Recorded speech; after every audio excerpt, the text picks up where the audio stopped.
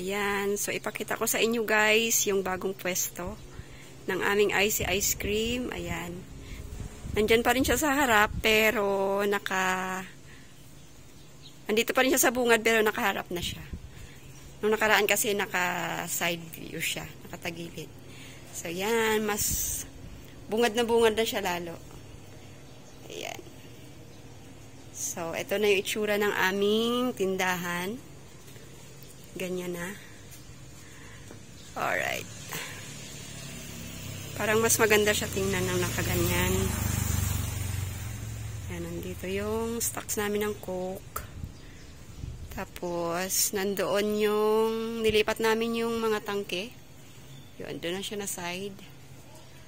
Tapos yun. Meron kaming lababo dito na konti. Maliit. At may mga pahalaman tayo dyan. Ayan. Dito na side, chichirya pa rin. Ayan. Chichirya. Tapos, ito nga yung ice cream. Tapos, dito na side ay yung mga drinks pa rin. Yung malaki na, yung mataas na chiller. Tapos, dito yung ating frozen foods. Diyan. Mga frozen foods natin. Ayan.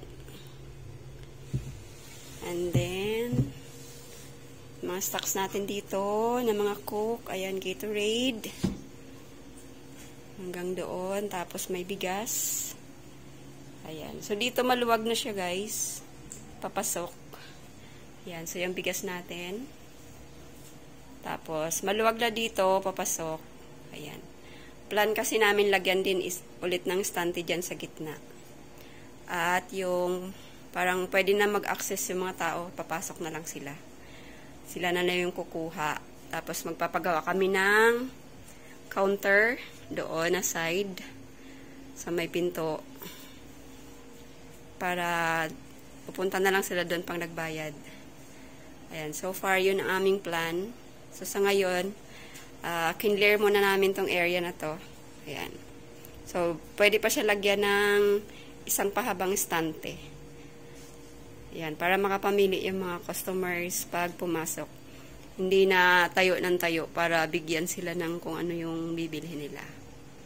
Yun. So, soon yun ang magiging arrangement namin. Maglalagay tayo dyan ng estante. Magiging open na siya. Pwede na sila pumasok. Ayan. So, plan pa lang yan. So, ito lang muna yung aming tindahan. Lumuwag siya. Ayan, lumuwag. Ayan. So, may mga stocks pa rin tayo doon. Ayan dyan. May stocks pa rin tayo dyan. Mga sabon. Ayan, konti lang.